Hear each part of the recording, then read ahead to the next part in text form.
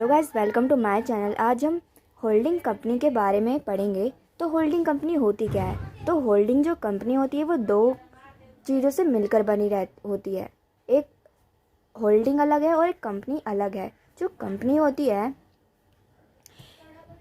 वो एक्चुअल में इसका होता क्या है, वो कंपनी होती क्या है? कंपनी में हम क्या करते हैं? कंपनी में हम शेयर कैपिटल जो होते हैं वो इन्वेस्ट करते हैं, है ना। तो ये इससे कंपनी बनती है। तो ये तो हो गया कंपनी।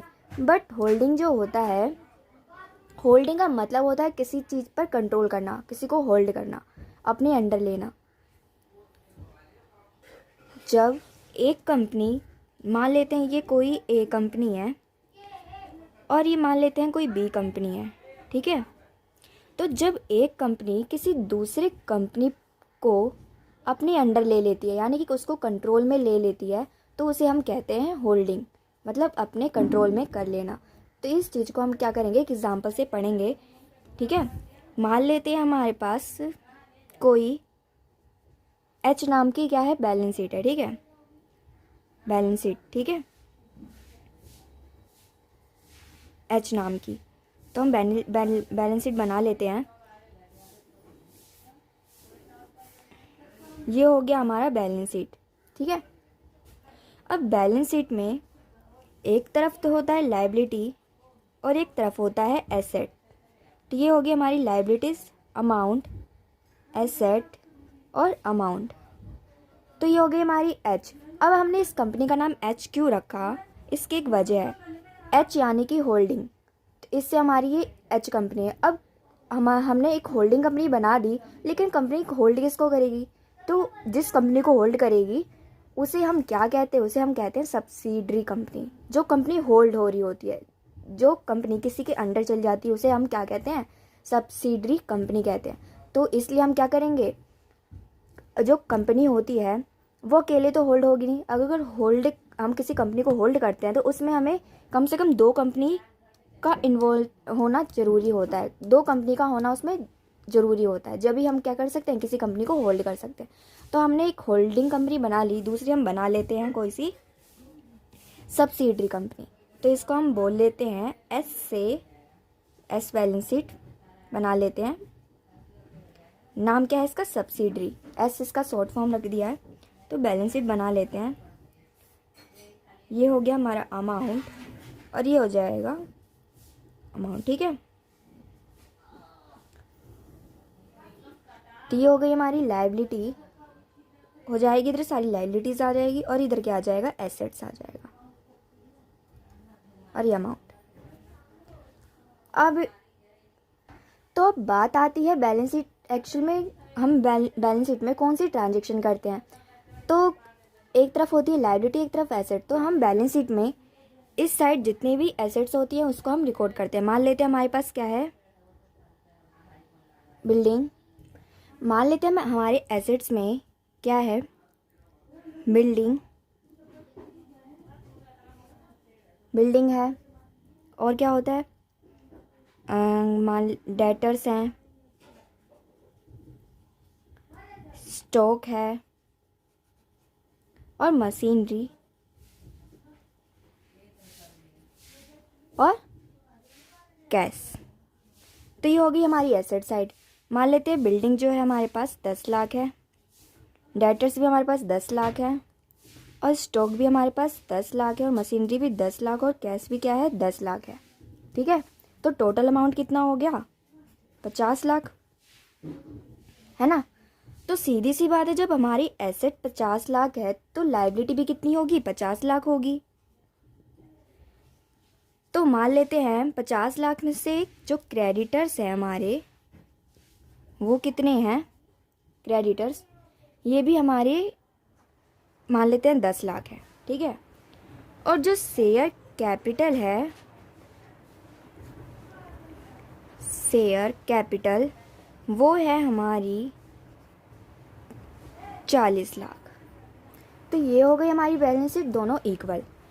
अब बात आती है जिस कंपनी को हम होल्ड करेंगे, यानी कि सब्सिडरी कंपनी। तो सब्सिडरी कंपनी में भी सेम ऐसे ही होगा। मान लेते हैं बिल्डिंग, इधर बिल्डिंग है, यही मान लेते हैं यहाँ पे बिल्डिंग है, डेटर्स है, स्टॉक है और मशीनरी है और कैश है। ठीक है, ये मान लेते हैं हमारे पास 2 लाख है, डेटर्स भी हमारे पास 2 लाख है, स्टॉक भी 2 लाख और मशीनरी भी 2 लाख और कैश भी 2 लाख है। अब लायबिलिटी की बात आती है, तो लायबिलिटीज में मान लेते हैं कि लोन है हमारे पास कितना, 2 लाख का, और शेयर कैपिटल मान लेते हैं हमारे पास है कितने का, जब ये टोटल कितना होगा, 10 लाख है टोटल ये, तो सीधी सी बात है इसकी लायबिलिटी भी कितनी होगी, 10 लाख। अगर लोन हमने 2 लाख मान लिया है तो सीधी सी बात है शेयर कैपिटल कितना होगा, 8 लाख का। तो ये आ गई हमारी बैलेंस शीट दोनों की इक्वल। अब हमें क्या करना है, अब पूरी सीधी सी बात आती है कि होल्डिंग का हम यूज़ कहाँ पे करते हैं। तो होल्डिंग का यूज़ कैसे होता है, मान लेते हैं हम इस कंपनी में इन्वेस्टमेंट कर रहे हैं, किस में, एस लिमिटेड में। ये 10 लाख अमाउंट था, मान लेते हैं इसमें से 8 लाख की इन्वेस्टमेंट कर रहे हैं और 2 लाख का कैश है। ठीक है, 8 लाख की इससे हम इन्वेस्टमेंट कर रहे हैं। जब तक हम इस कंपनी से इन्वेस्टमेंट से पहले हम एक बात जान लेते हैं कि जो होल्डिंग कंपनी होती है वो एक्चुअल में कंपनी को कंट्रोल कैसे करती है। तो कंट्रोल किस पे करेगी, मतलब इसमें कंट्रोल किस चीज़ का होता है। तो हमें पता है जो एक्चुअल में जो कंपनी होती है उसका एक्चुअल में जो कंट्रोल होता है वो होता है शेयर कैपिटल के पास। किस पे होता है, शेयर कैपिटल के पास उसका एक्चुअल में कंट्रोल होता है। वो कैसे, क्योंकि जो बैलेंस शीट, डेटर्स, ये स्टॉक है वो सारे क्या होते हैं, इसी के पार्ट होते हैं। तो असली कंट्रोल किसका होता है एक बिजनेस में, शेयर कैपिटल का होता है। तो शेयर कैपिटल जब कोई भी कंपनी किसी दूसरी कंपनी के शेयर कैपिटल को क्या कर ले, होल्ड कर ले, उस पर कंट्रोल कर ले, तो वो क्या हो जाएगी, होल्ड हो जाएगी, उसके वो कंट्रोल में चली जाएगी। जिससे क्या होगा, उसके जितने भी एसेट्स, जितने भी लायबिलिटीज़ होंगी वो सारी क्या हो जाएगी, उसके अंडर चली जाएगी।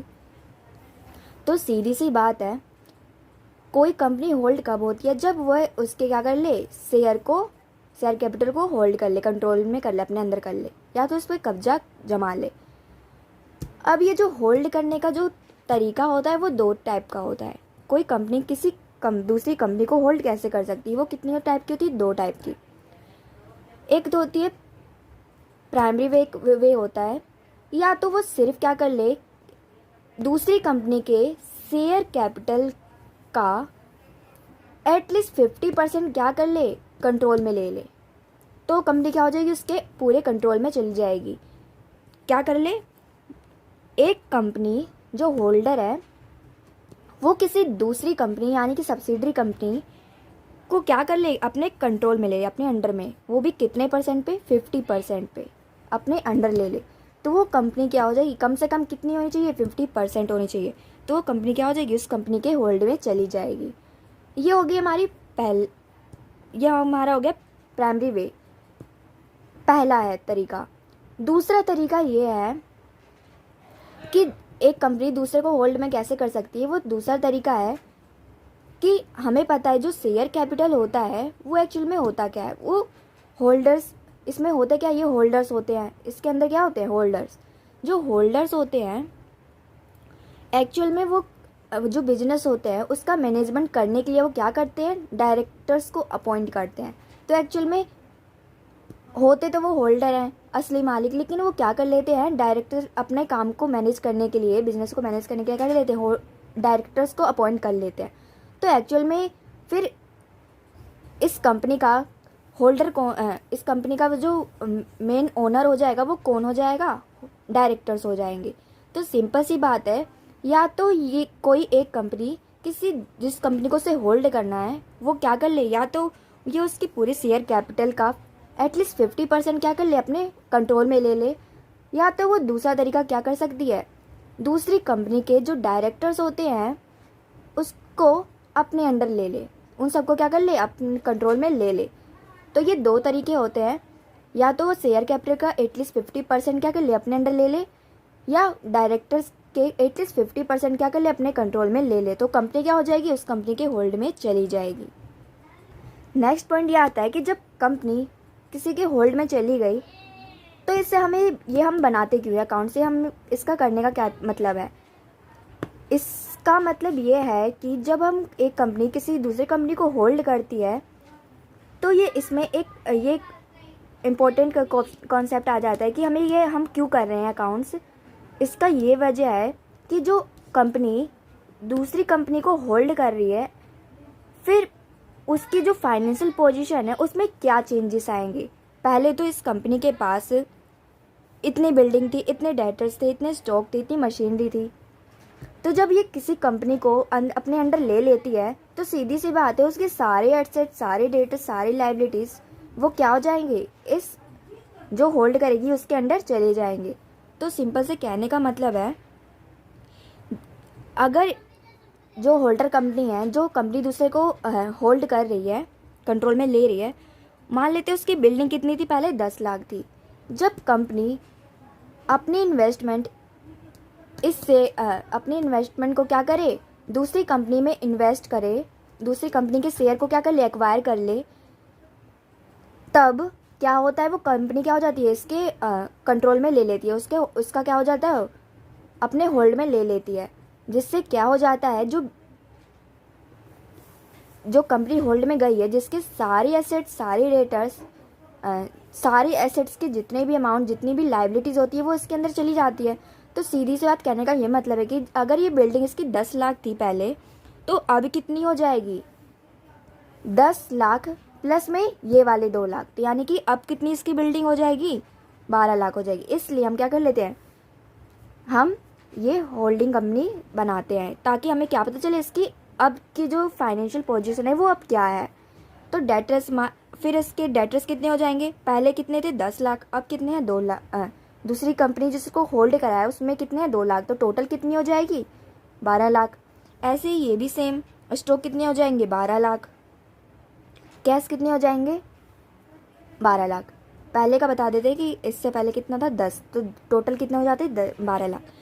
तो सिंपल सा मतलब क्या है वो हम इसमें अभी एक बैलेंस शीट बना के दिखाते हैं।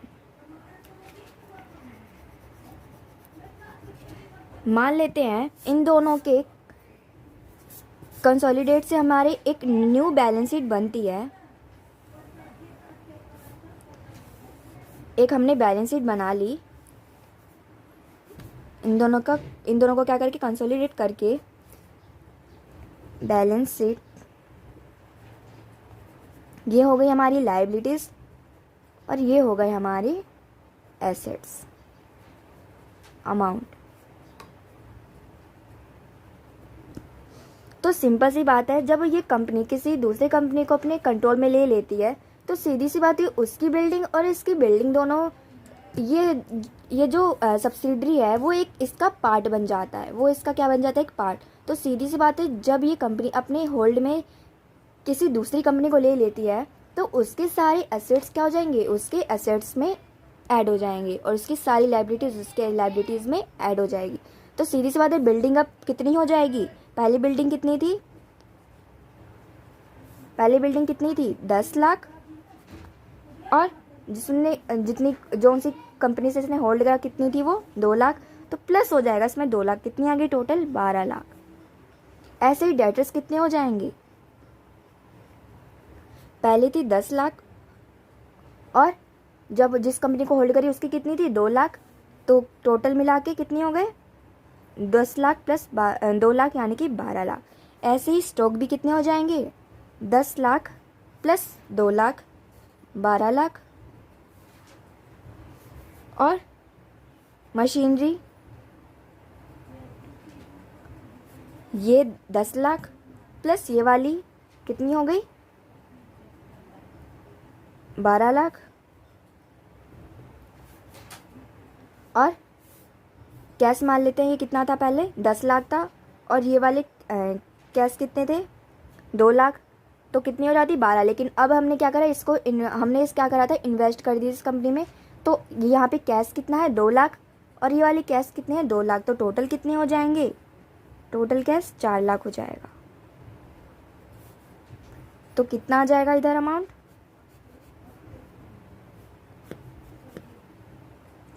52 लाख हो जाएगा। अब सीधी सी बात है, हमने क्या करा, एसेट्स को तो यहाँ पे लिख दिया, बचा क्या है, लाइबिलिटीज़। तो यहाँ पे क्या है, शेयर कैपिटल। शेयर कैपिटल तो एक्चुअल जो कंपनी होल्डर है, जो कंपनी दूसरे कंपनी को कंट्रोल कर रही है, उसकी तो share capital as it is ऐसे ही आ जाएगी। बट पहले हम इसको लिख लेते हैं यहाँ पे, इसकी शेयर कैपिटल कितनी है, 40 लाख, है ना।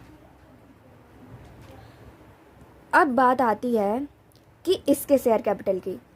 अब ये बात है कि जब हम इस जो होल्डर कंपनी है वो अपने शेयर को क्या कर इसमें इन्वेस्ट करती है, इनके शेयर को क्या करती है, एक्वायर करती है, जिससे क्या होता है, ये दोनों जो सेम वैल्यू है, ये दोनों क्या जो यहाँ से एलिमिनेट हो जाएंगे। क्यों, क्योंकि ये जो कंपनी है वो अपने इन दूसरी कंपनी से क्या कर रही है, शेयर एक्वायर कर रही है, जिससे इसके जो एसेट्स है वो सारे अपने आप तो इसी में चले जा रहे हैं, इसी में ऐड हो जा रहे हैं, है ना। पहली वाली कंपनी में तो अपने आप ये चले जा रहे हैं। तो इससे हमें क्या मिल रहा है, अगर हम 8 लाख इसमें क्या कर रहे हैं, इन्वेस्ट कर रहे हैं, तो हमें टोटली कितना मिल रहा है, 10 लाख मिल रहा है। टोटल में हमारा टोटली कितना था, 10 लाख, इसमें जाके क्या हो गया, ऐड हो गया न्यू बैलेंस इसमें होल्डर कंपनी में। तो सीधी सी बात है, जब हम 8 लाख इन्वेस्ट करते तो हमें मिल कितना रहा है, हमसे 10 लाख।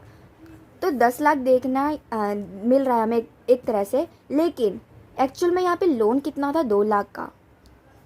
कितना है, 2 लाख का लोन। तो सीधी सी बात है, यहाँ पे लोन आ जाएगा।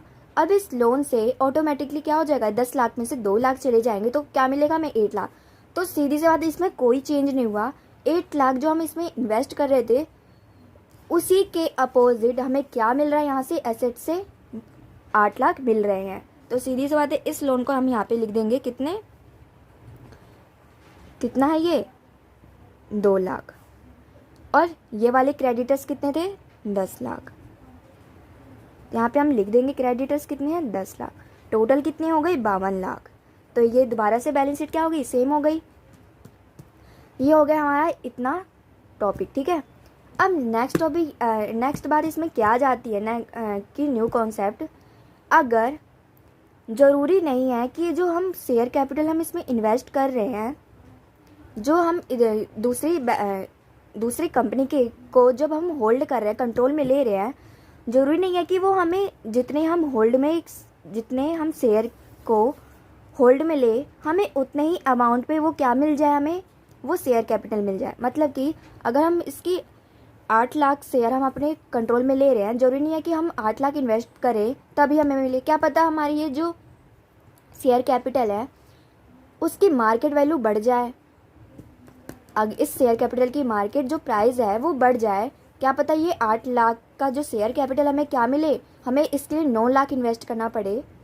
तो सीधी सी बात है, हमें 1 लाख ज़्यादा देना पड़ेगा, है ना। तो वो क्या हो जाएगी, तो फिर हमारी एसेट्स में तो कोई चेंज नहीं आएगा, लेकिन हमें क्या करना पड़ेगा, हमारी बैलेंस शीट इससे बिगड़ सकती है।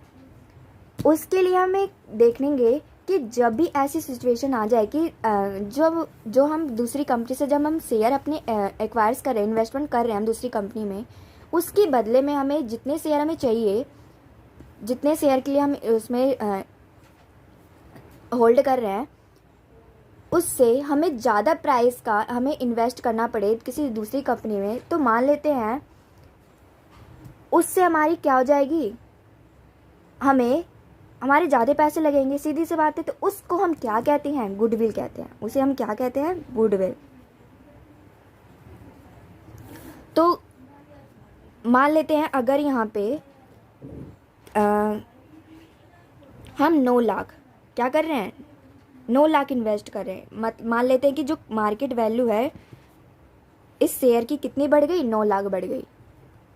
तो ये कितना हो जाएगा, ऑटोमेटिकली कैश में 1 हो जाएगा, है ना, जभी तो ये टोटल 50 लाख होगा। तो सीधी सी बात है, इसकी जो मार्केट प्राइस थी वो कितनी बढ़ गई, 9। तो सीधी सी बात है, एक लाख जो बढ़ा वो हमारी क्या हो जाएगी, गुडविल हो जाएगी। ठीक है, तो 1 लाख से क्या हो गया, ये महंगा हो गया। तो सीधी सी बात है, जो हमारे कैश प्राइस था पहले 2 लाख प्लस 2 लाख था ना, ये वाला 2 लाख और ये वाला 2 लाख, अब क्या हो जाएगा, ये 1 लाख। तो सीधी सी बात है, फिर अमाउंट सेम आ जाएगा, तो टोटल कितने हो गए, 3 लाख। मतलब फिर से इसमें कोई चेंज नहीं आई है, 52 का 52 ही लाख है। तो सीधी सी बात है, हमें देखते रहना है कि हमारी एसेट्स वगैरह में कोई चेंज ना आए। ठीक है, अगर अब तो ये हो गई बात कि हमारी जो मार्केट प्राइस है वो बढ़ जाती है, तब ये वाली सिचुएशन होती है। अगर यही चीज़ हमारी मार्केट वैल्यू क्या हो जाए, मार्केट प्राइस क्या हो जाए शेयर की, जिस कंपनी को हमें होल्ड करना है उसकी जो शेयर कैपिटल की मार्केट प्राइस है वो क्या हो जाए, घट जाए। मतलब इसकी मार्केट प्राइस घट जाए, यानी कि कितनी हो जाए, 8 से, जैसे 8 थी ये, कितनी हो जाए, मान लेते हैं 7 हो जाए। तो उस सिचुएशन में क्या होगा, मान लेते हैं इसकी मार्केट प्राइस कितनी हो गई, 7, और टोटल कितना था, 10 लाख। तो अब कैश कितना हो जाएगा, 3 लाख। 3 लाख हो जाएगा ना अब कैश। अब ये 7 लाख है। अब इस सिचुएशन में क्या होगा, अगर ये अमाउंट इंक्रीज होता है तो वो गुडविल हो जाती है।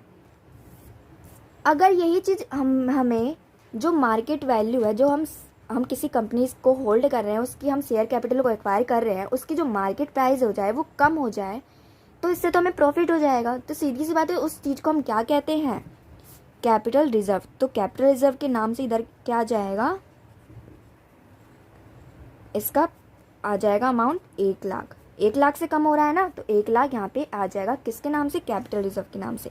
तो यहाँ से क्या हो जाएगी, गुडविल पहले का था ये हट जाएगा। ठीक है, तो हमने यहाँ पे देखा ये टोटल कितना था, 52 लाख, कितना था, 52 लाख। लेकिन अभी ये कितना हो गया, 53 लाख हो गया है ना। तो ये बैलेंस शीट मैच नहीं करी, यानी कि यहाँ पे देखा हमने कि जब हमने इसकी मार्केट प्राइस कितनी कर दी, 7, और कैश कितना हो गया, 3 लाख। तो सीधी सी बात है, यहाँ पे भी कैश में चेंज आ जाएगा। तो अब 1 लाख से कितनी हो जाएगी, 3 लाख हो जाएगी, है ना। तो 3 लाख प्लस 2 लाख कितना हो जाएगा, कितना हो जाएगा, 5 लाख हो जाएगा। तो यहाँ पे कितना आ जाएगा, 5 लाख, 6, कितना हो गया, 5 लाख। तो अब इसका टोटल कितना हो जाएगा, 43 53, है ना। तो दोनों दोबारा से सेम हो गया।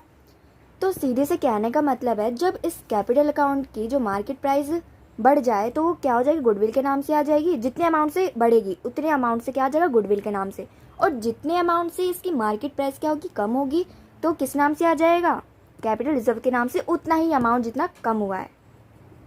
तो ये हो गई हमारी सिंपल सी है। अगर यही चीज़, अब नेक्स्ट पॉइंट ये आता है कि अगर जो ये शेयर कैपिटल है वो ज़रूरी, हमने अभी बताया था कि जो शेयर कैपिटल अगर कोई कंपनी जो दूसरी कंपनी को होल्ड करती है तो क्या करती है कि वो होल्ड कितने परसेंट पे होती है, एटलीस्ट 50% पे होती है ना। तो ज़रूरी थोड़ी ना ये 8 के 8 ही शेयर से क्या हो जाए, दूसरी कंपनी के होल्ड में चली जाए। अभी बताया था कि 50% भी जा सकती है, यानी कि जरूरी 8 नहीं, 8 में से कम, यानी कि कम मान लेते हैं ये कितने पे गई। सीधा से कहने का मतलब ये है कि ज़रूरी नहीं है जो कंपनी है वो पूरे के पूरे अमाउंट शेयर कैपिटल के जितने 100% अमाउंट पे ही क्या जाए, वो कंपनी के होल्ड में जाए। अभी बताया था कि जो कंपनी है वो होल्ड पे कंट्रोल में कितने पे जाती है, कितने परसेंट, एटलीस्ट कितनी होनी चाहिए, 50% होना चाहिए। 50% अबव हुआ तो क्या हो गई, वो दूसरी कंपनी के होल्ड में चली गई। तो यही कहने का मतलब है कि ज़रूरी नहीं है कि हमारे जो शेयर कैपिटल कितने हैं, 8 लाख है, तो वो 8 लाख पे ही वो होल्ड में जाए। हम क्या कर सकते हैं, वो 6 लाख ही हम क्या करें, इन्वेस्ट करें इस कंपनी में, ताकि हमें कितना मिले, क्या करें, हम इसमें 6 लाख ही इन्वेस्ट करें ताकि ये कंपनी क्या चली जाए होल्ड में, तब भी ये कंपनी होल्ड में चली जाएगी। तो बाकी बची ये बात कि ये जो बाकी का जो 2 लाख बचा वो कहाँ जाएगा। तो पहले हम बात कर लेते हैं, अगर ये जब कंपनी एटलीस्ट 50% पे किसी कंपनी के होल्ड में जाती है तो इसमें इस बैलेंस शीट पे क्या इफेक्ट पड़ता है। तो 6 लाख पे गई और ये कितनी थी, 7 लाख। मतलब कि अभी इसका मार्केट प्राइस कितना है, ज़्यादा है, 1 लाख ज़्यादा, तो गुडविल के नाम से यहाँ पे कितना आ जाएगा, 1 लाख।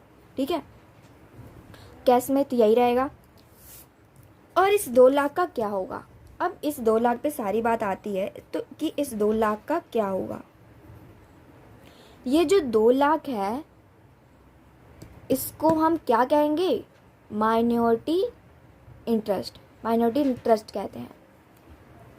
इसका सीधा सीधा मतलब है कि अगर एक कंपनी क्या कर रही है, दूसरी कंपनी को होल्ड कर रही है, उसके शेयर को एक्वायर कर रही है, तो सिर्फ वही चीज़ उसकी होल्डिंग में जाएगी और बाकी जो बच जाएगा वो आउटसाइडर है।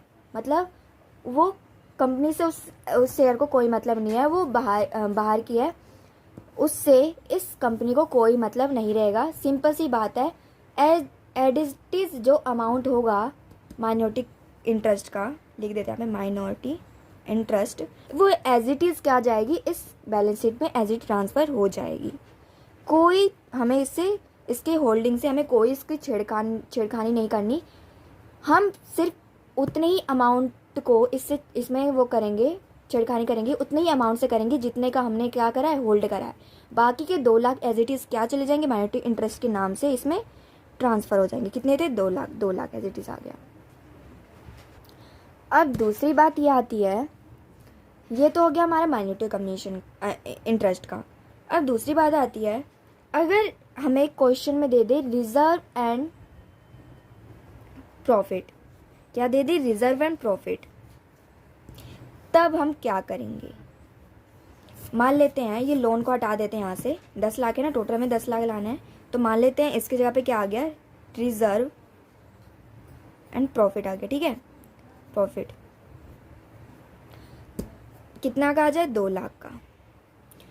तो सीधी सी बात है, रिजर्व एंड प्रॉफिट पहले बता देते हैं, रिजर्व एंड प्रॉफिट इसमें इसका क्या रोल है। तो रिजर्व प्रॉफिट का इसमें क्या रोल है, ठीक है। रिजर्व एंड प्रॉफिट जो होते हैं वो होल्डिंग कंपनी में 2 टाइप्स के होते हैं। एक होता है परचेज्ड, एक क्या होता है, परचेज्ड, दूसरा होता है अर्नड। परचेज्ड वो होता है कि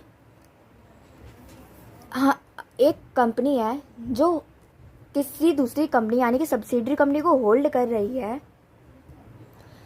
होल्ड करते टाइम कंपनी के पास क्या हो, एक रिजर्व पड़ा हो, रिजर्व प्रॉफिट जो कंपनी ने अर्न किया हो पहले से ही, जो कंपनी ने करा हो इन्वेस्टमेंट को इसमें, जो होल्डर कंपनी है वो जब इसके शेयर कैपिटल को क्या कर रही है, एक्वायर कर रही है होल्डिंग करने के लिए, तब हमारे उसी वक्त हमारे इसमें क्या पड़ा हो, रिजर्व। तो सीधी सी बात है, ये अपने आप ही बोनस के रूप में क्या चली जाएगी, इस होल्डिंग कंपनी के पास चली जाएगी। किसके रूप में, उसे हम क्या कहते हैं, परचेज्ड। उसे हम क्या नाम देंगे, परचेज्ड। सिंपल सी बात है, जब होल्डिंग कंपनी क्या कर रही है, जो कंपनी क्या कर रही है, दूसरी कंपनी को जिसके शेयर कैपिटल को क्या कर रही है, होल्ड कर रही है, उसी टाइम उस कंपनी के पास क्या हो, रिजर्व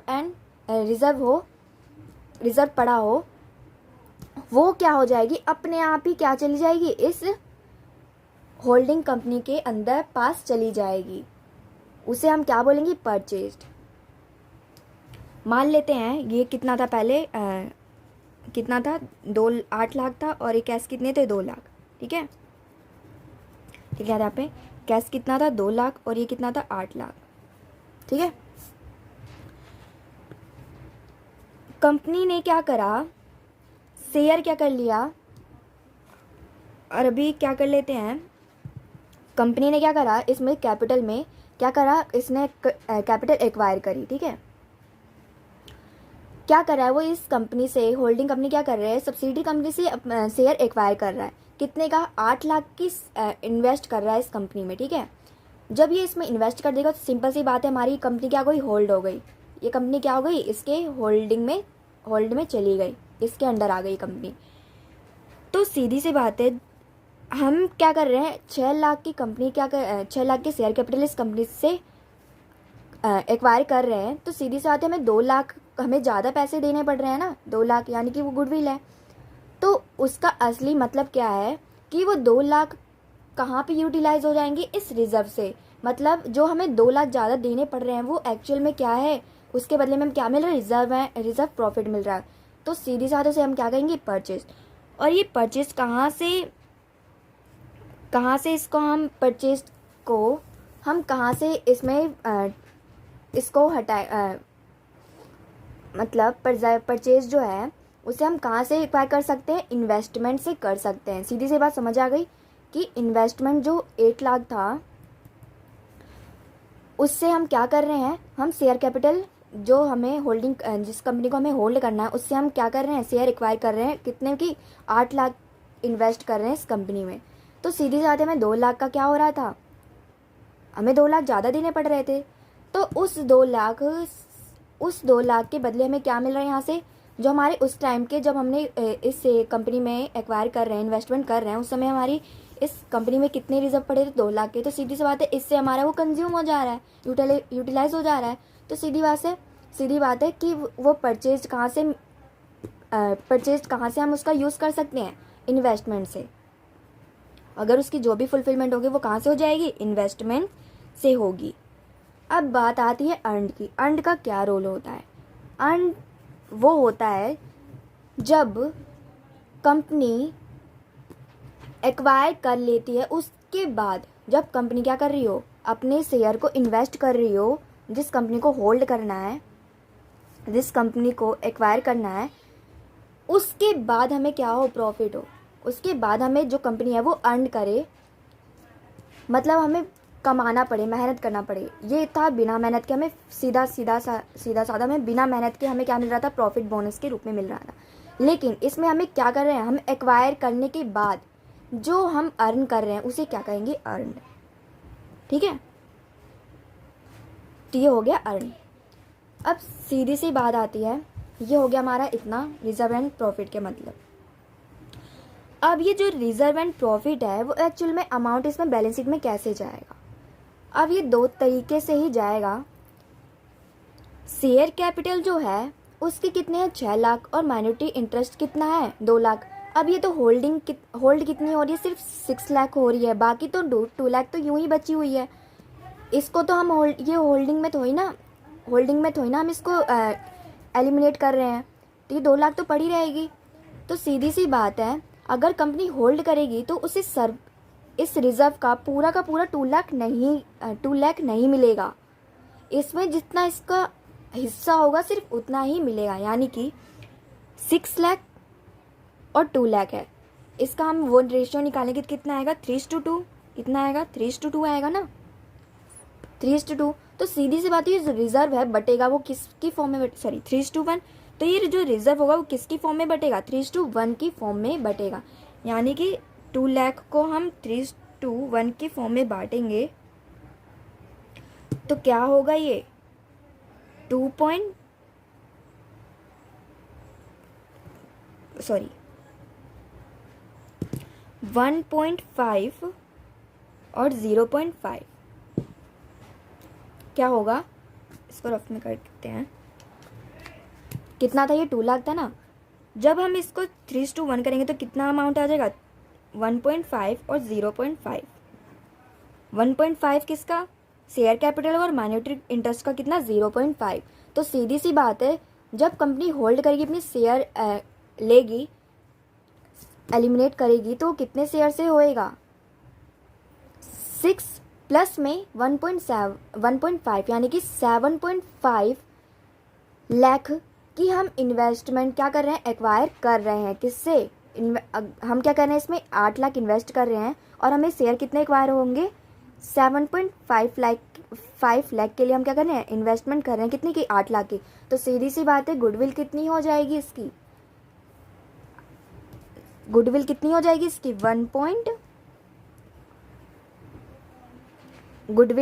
0.5 लाख,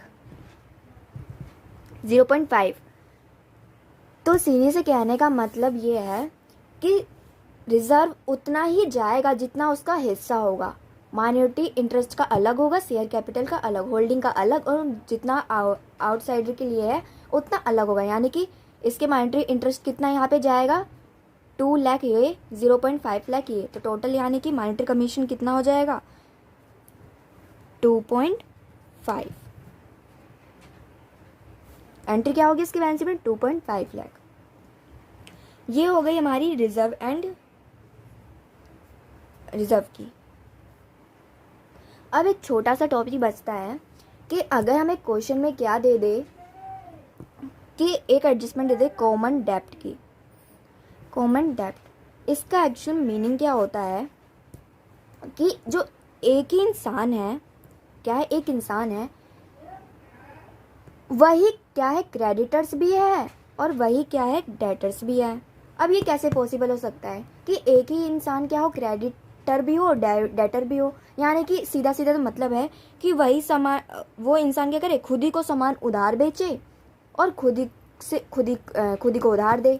इसका क्या मतलब हुआ, इसका तो कुछ मतलब नहीं है। ये क्रेडिटर डेटर तो तभी होते हैं कि जब एक इंसान किसी दूसरे इंसान को क्या दे, उधार, और क्या दे, या तो उससे उधार ले या तो उधार दे। तो ये तो जब ही पॉसिबल होता है ना। लेकिन कॉमन डेप्ट में क्या होता है कि इंसान जो है वो खुद ही को खुद का ही क्रेडिटर है और खुद का ही डेटर है, मतलब खुद ही को उधार देता है, खुद ही से उधार लेता है।